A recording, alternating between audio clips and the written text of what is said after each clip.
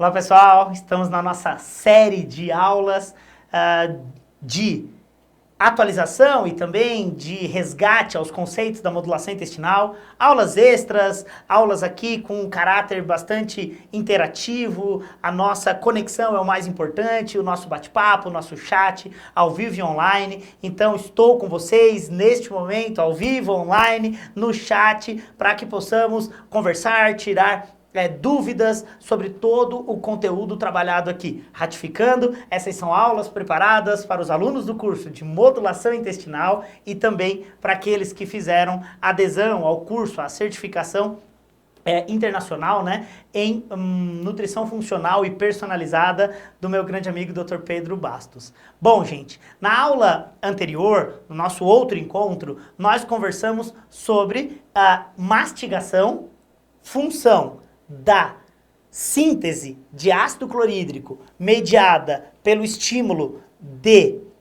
aminoácidos chegando no estômago com os feixes musculares fazendo o efeito tipo liquidificador, estimulando a produção de gastrina e isso por sua vez aumentando a produção de ácido clorídrico, desnaturando proteína para que nós tivéssemos uma boa absorção de nutrientes. Falamos também no chat, nas nossas discussões, sobre a relação da inibição da bomba de prótons, a absorção de B12 e, consequentemente, as funções no fator neurotrófico derivado do cérebro. E hoje, então, damos continuidade ao mecanismo fisiológico mediado pela síntese de secretina e colecistoquinina. Por isso, então, vamos voltar aqui às nossas lousas. Vocês devem ter printado essas telas, como eu pedi, na aula 1 e na aula 2.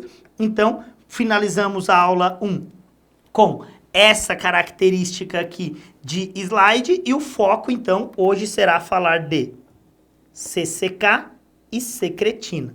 Por isso, então, vamos para o nosso novo slide em branco, a nossa lousa aqui, né? Basicamente, o Murilo Pereira e a lousa, é isso que nós temos aqui. Vamos para uma cor azul. E agora vamos falar de início do intestino delgado. Por isso aqui então, vou desenhar o nosso trato gastrointestinal rapidamente e o olhar vai para o início do intestino delgado. E essa relação aqui de início do intestino delgado, então, que nós vamos ampliar. Então, estamos falando aqui de estômago pequenininho e o início do intestino delgado. E esse início do intestino delgado, nós vamos ampliar aqui com a célula S. E essa célula S responsável pela produção de secretina. Qual é a principal função da célula S, que sintetiza secretina? É fazer com que essa secretina tenha um papel no nosso pâncreas. Então, gente, se nós formos observar aqui exatamente, aqui assim, ó, no início do intestino delgado, por trás, nós temos o pâncreas, que vai liberar desse pâncreas, no intestino delgado, uma secreção exócrina. Então, ampliando esse pâncreas que vai desembocar no intestino delgado, ele tem um grupo de células aqui, chamada de células centroacinares. E essas células centroacinares são responsáveis pela liberação no intestino delgado de água e bicarbonato. Então, a água e o bicarbonato liberado na secreção exócrina do pâncreas tem um papel de neutralizar aquele quimo que saiu daqui do estômago na sua forma ácida. Então, quando ele sai ácido, ele precisa ser neutralizado por essa carga de bicarbonato da secreção exócrina do pâncreas. Então, olha para mim aqui. Quando nós temos, no processo de digestão, absorção, mastigação, nós temos a mastigação, a desnaturação proteica em pH ácido, e isso migra para o intestino delgado, é fundamental que essa secreção seja ácida.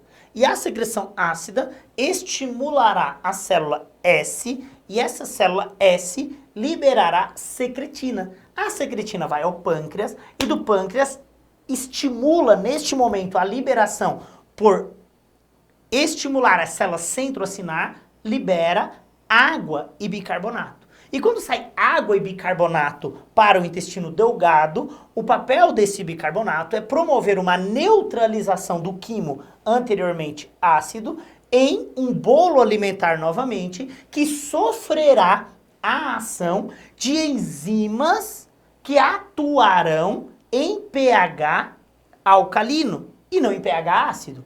Relembrando a digestão proteica, lá em pH ácido no estômago, a célula G, que estimula a gastrina, faz com que saia, além de ácido clorídrico, também pepsinogênio no estômago.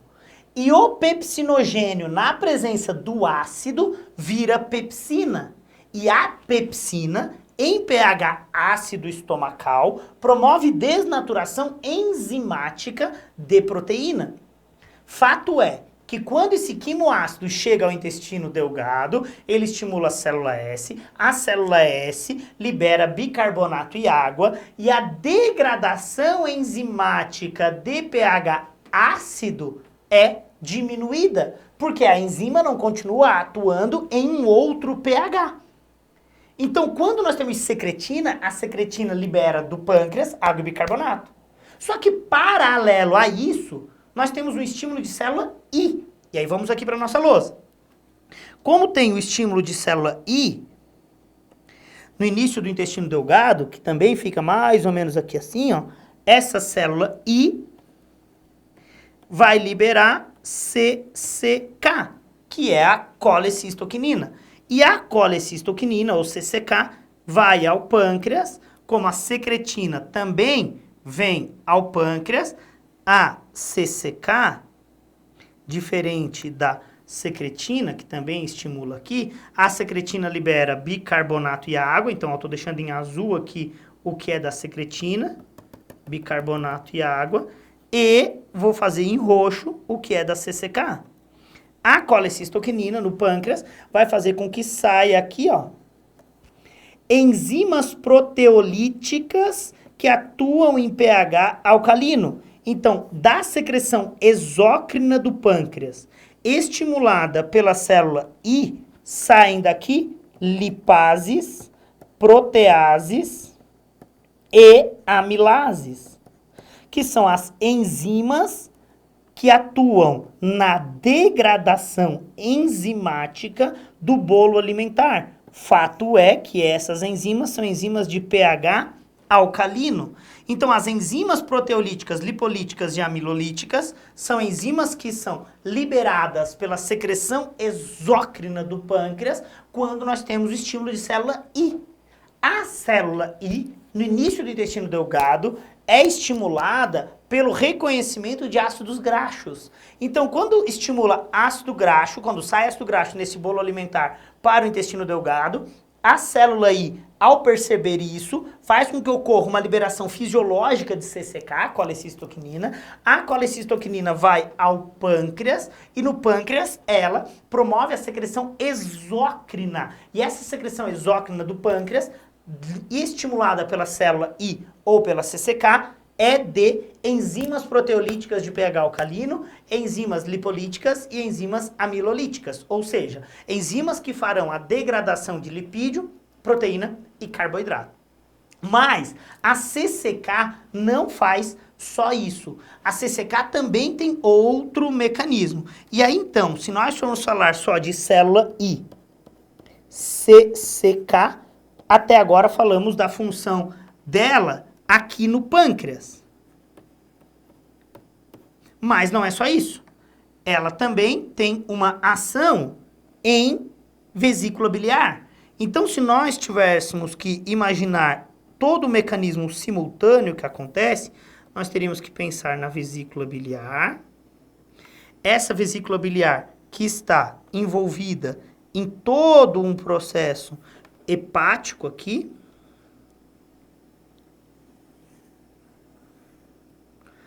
E aí, então, nós temos uma vesícula biliar que fica envolvida pelo fígado. Deixa eu desenhar melhor aqui, né? Porque ficou horroroso. E aí, então, essa vesícula biliar, a CCK, também vai ter um papel de estimular nessa vesícula biliar. Então, a CCK também vai ter uma ação aqui, simultânea. Então, lá no início do intestino delgado, na célula I, quando sai CCK, ela tem um papel na vesícula biliar e um papel no pâncreas. No pâncreas, libera a secreção exócrina, rica em enzimas proteolíticas. Então, nós estamos falando aqui de lipase, protease e amilase. E, simultaneamente, ela promove uma liberação do suco biliar, ou da bile. E, então, essa liberação vai fazer com que ocorra simultaneamente lá no intestino delgado a homogeneização de lipídio para que a lipase possa atuar.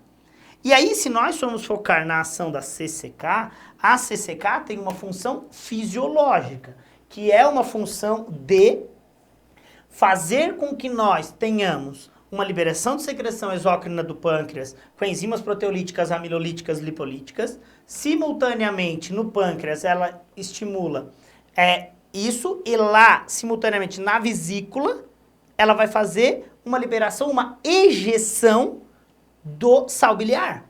Só que esse sal biliar tem que ser sintetizado, ele tem que ser produzido. E qual é a conexão disso? O que nós precisamos compreender de tudo isso? O que prestar atenção em condições de disfunção da síntese de sais biliares, ou do barro biliar, ou da litíase biliar. E qual a influência disso na alimentação? Então a CCK tem esse papel. Só que se nós fôssemos aprofundar mais ainda sobre intestino como órgão endócrino, a CCK também tem um papel em sistema nervoso central, especificamente no núcleo arqueado. Então, quando nós temos uma adequada mastigação, uma adequada digestão em pH ácido, quando nós temos uma adequada síntese de secretina e colecistoquinina, nós temos um equilíbrio da digestibilidade proteica, lipídica e de carboidratos em intestino delgado, porque teve uma neutralização desse quimoácido, porque teve uma homogeneização dos lipídios pela secreção exócrina da vesícula biliar, que veio ali, essa secreção que veio da vesícula biliar, pela secreção exócrina do pâncreas. Então, a homogeneização dos lipídios com a vesícula biliar, com o conteúdo que saiu de lá, o líquido biliar, a enzima lipolítica, e isso acaba gerando equilíbrio de digestão e absorção de nutrientes.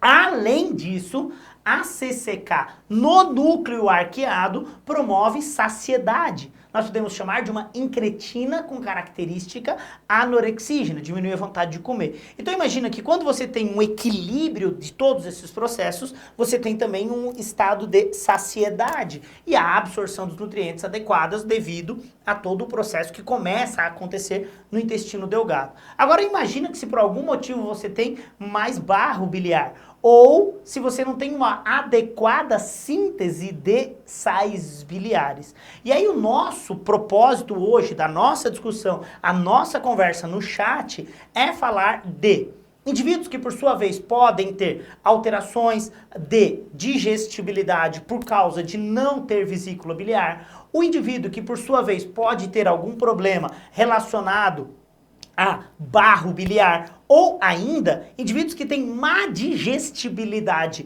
de carboidratos, lipídios e proteínas e, por sua vez, podem ter uma taxa de crescimento de micro-organismos exacerbada no intestino delgado, porque justamente tem substratos mal digeridos que, por sua vez, serão mal absorvidos e, consequentemente, sobrarão no intestino delgado, permitindo um supercrescimento bacteriano. Então, vamos discutir sobre isso, sobre como minimizar esse desconforto, porque talvez seja apenas um ajuste para chegar a um quimo mais ácido, para que por sua vez tenha mais secretina, libere mais bicarbonato e promova uma atuação adequada das enzimas que saíram da secreção exócrina do pâncreas pelo estímulo da célula S. Então a nossa discussão, a nossa conversa hoje é sobre essas alterações que podem acontecer. E é isso, gente. Muito obrigado. Obrigado pela presença. Obrigado por mais uma vez estarem aqui para a nossa interação e a nossa conversa, o nosso bate-papo. Continuo aqui junto com vocês. Mais uma vez, muito obrigado pela presença. Muito obrigado por terem assistido a sequência de vídeos. E claro, espero vocês na nossa próxima aula, no nosso próximo encontro ao vivo e online.